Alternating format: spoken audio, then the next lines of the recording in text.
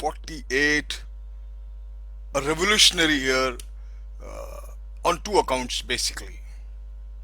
One was the Communist Manifesto was published by Marx and Engels, which shook the world. It was a revolution for the downtrodden and poor people. And the second was the social revolution, which was started by Savitribai Phule in Pune in the state of Maharashtra in India.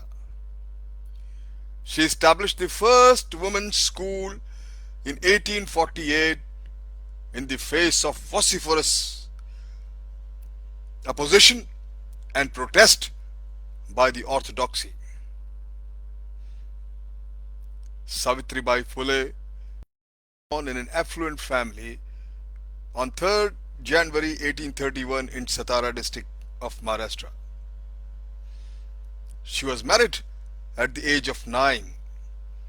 Her husband, an outstanding person and equally an iconic figure later on in Indian history, Jyotiba Phule. And it's only during her husband Jyotiba Phule was humiliated by the upper caste at the marriage ceremony itself. And that was the big. He revolted against the upper class dominated society and vowed to secure dignity for the downtrodden. He was convinced, and he said with conviction, that education was the most important factor for people's development. He believed that all human beings are born equal and inequalities were the creation of the men. Jyotiba Phule was joined by Savitribai Phule in all her on his activities. Savitribai Phule was convinced that women were merely considered an object of pleasure for men. Women from the scheduled caste were forced to dance naked. Untouchables were treated with contempt. That was the time when they were prohibited from walking on these streets in the mornings and evening, so that their their shadows would not pollute the person belonging to the upper caste or the higher caste. They were made to tie a branch of tree around the waist so that they could sweep the street they walked on. They were made to be to tie a spittoon around their neck so they would not spoil the street with their saliva. Just imagine, they had to carry a bell with them so the person belonging to higher caste could beforehand change the route or the path if he or she happened to stride on the same road. Untouchability or untouchables were not allowed to hear the chantings of holy mantras even. These were the conditions when Jyotiba Phule and Savitribai Phule existed or survived. Jyotiba decided to fight against all these kind of ignorances pervading in the society. He decided first to educate women, as he required women teachers to assist him in attaining his goal. He decided to first teach and train his own wife as a teacher.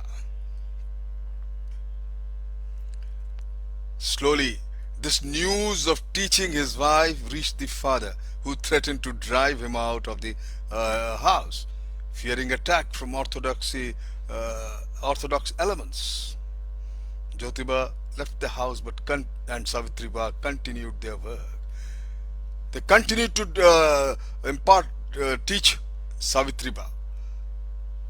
She was then sent to a training school from where she passed out with the flying colors along with a Muslim lady Fatima Sheikh. When Savitribai completed her studies, she along with her husband started a school for girls in Pune in 1848.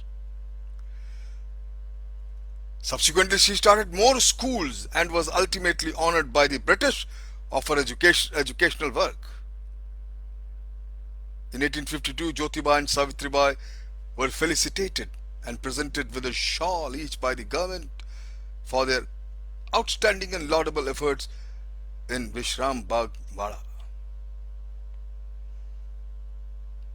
Jyotiba and Savitribai had a son. They named him Yashwant, who later on became doctor.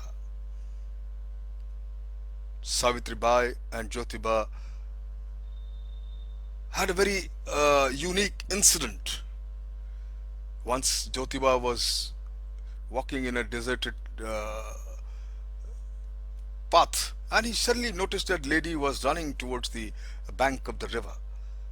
He followed her, and he was sure that she is running to jump into the river and finish her life. He stopped her and asked.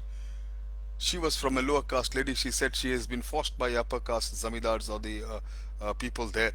Now she is pregnant. She has no choice but to end her life. Jyotiba's all explanation failed. She said, listen, I will not commit suicide if you give your name to this child, a father's name. Jyotiba agreed and brought her home. Savitribai accepted with full all happiness, and that's the time they put boards on streets about the delivery home for women whom pregnancy has been forced. They organized a strike of barbers and persuaded them not to shave the heads of the widows. Now this was the first strike of its kind in India. They opened up reservoirs of water to the untouchables in the precincts of their house itself. After the death of Jyotiba, Savitribai took over the responsibility of the Satya Shodhak Samaj founded by Jyotiba. It's during the plague, she worked relentlessly for the victims of the plague. She fed more than 2,000 poor children every day during the epidemic. And then she herself was struck by the disease and passed away on 10th March 1897. She was the first woman, my friend, teacher. She was the first woman educator, educationist. She was the first poetess and the foremost emancipator of women. 2 books of her poems were published. Phule in 1934 and Bhavan Kashi Subodh Ratnakar in 1982. If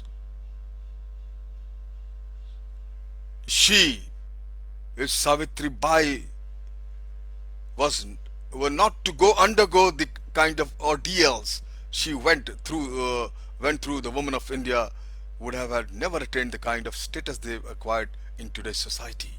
Thank you very much.